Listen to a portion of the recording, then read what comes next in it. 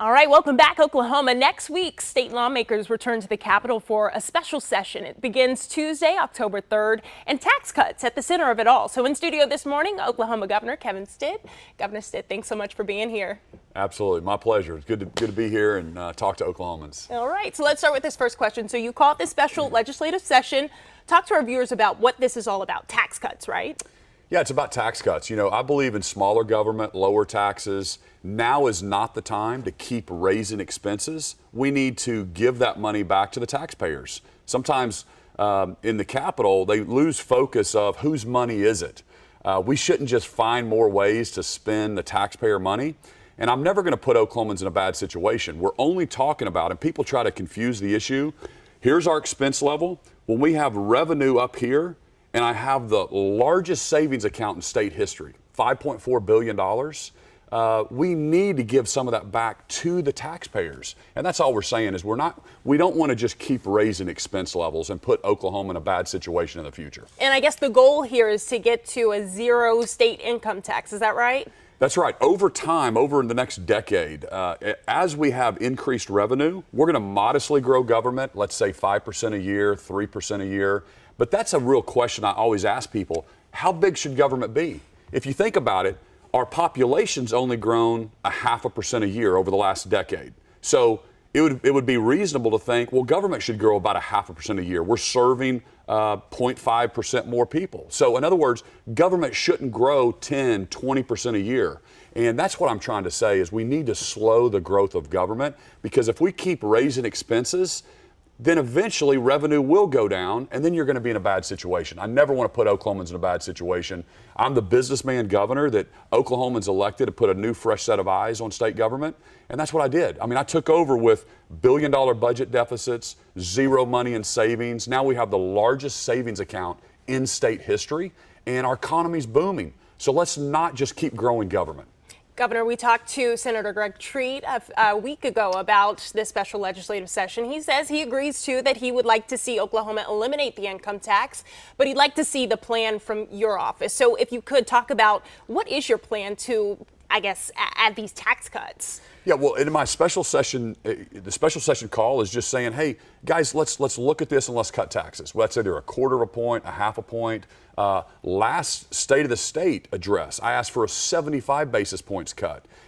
We've put more money in education than any other governor before me. I gave our teachers a wonderful pay raise. We gave our highway patrol another huge pay raise, our Department of Corrections. We're doing amazing things throughout state government. We still have excess revenue. Let's give that back to the people.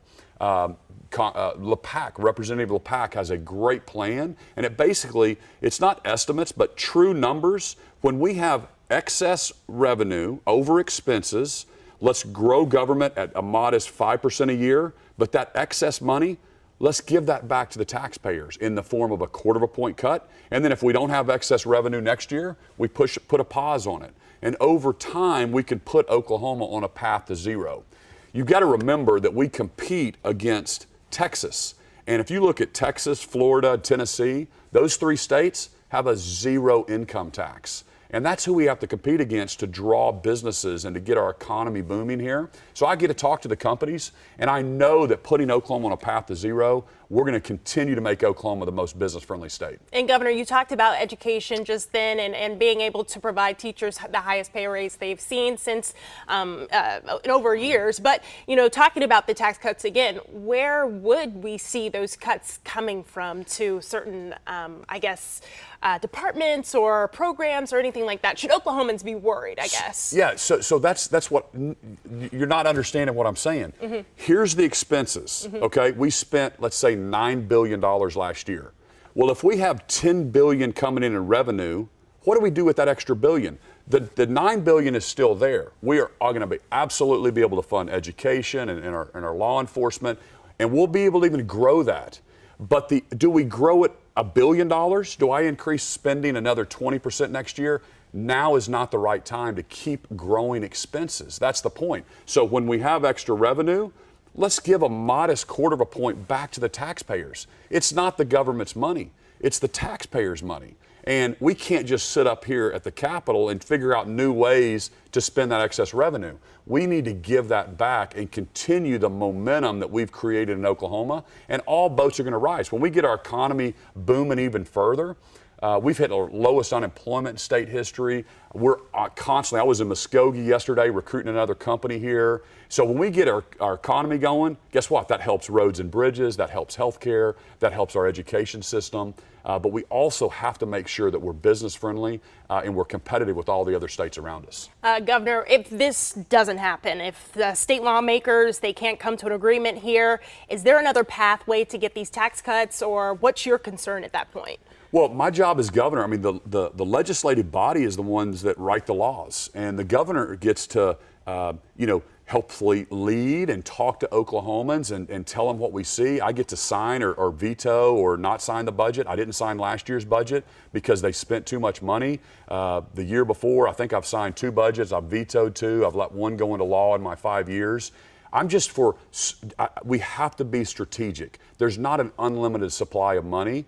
And I know that inflation is hurting everyday Oklahomans. You hear me talk about, hey, the grocery tax is an easy one to get rid of because, man, Republicans, and I always want to do the right thing for Oklahoma, and you talk about doing the right thing for struggling families, and that's to relieve some of the grocery tax. So again, I keep pushing. If the legislature, the Oklahomans will have to put pressure and vote the right people into office if they refuse to do it. My job is just to continue to tell the truth to Oklahomans, and that's what I'm going to do. And I know that Senator Greg Treat, he said that there's going to be a committee where he would like you to appear on. Do you plan on being there to present your plan to state legislators next week? We're still talking about that. It's kind of unprecedented to call the governor in to talk to a committee. That's not really the way the system works.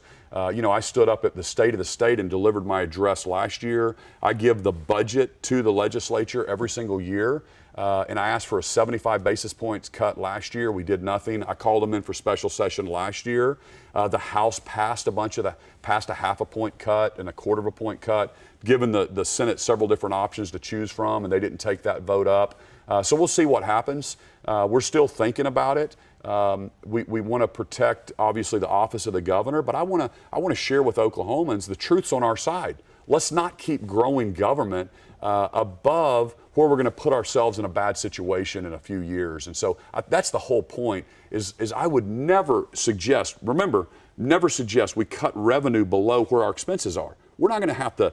That's what they're trying to spend stuff and say we're going to not fund education or not fund this or where's the budget hole. No. We're talking about excess revenue, okay, over where our expenses are. What do you do with that? What do you do with that gap?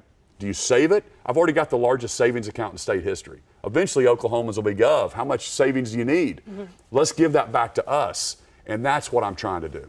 Governor Stitt, one last question before we let you go. Yeah. Part of this call back for state lawmakers is budget transparency, how important that is to Oklahomans. Talk a little bit more about that. Yeah, I think it's important that Oklahomans know how their tax dollars are spent. And unfortunately, the way the budget process works, last day of session, that they kind of drop the budget bill on myself. They drop it on all the House and Senate members, rank and file members. They come to me and say, Gov, we didn't even see this until the last day. Then we get forced to kind of vote on it. And so I'm just saying, let's back that up 72 hours. That's 72 hours. All I'm saying is, let's give Oklahomans 72 hours to really dig in and look and ask some questions about that budget. And I think that'll bring more transparency and obviously hold people more accountable than instead of putting in kind of their special projects at the very end and increasing the expenses on Oklahomans. So that's what I'm trying to do.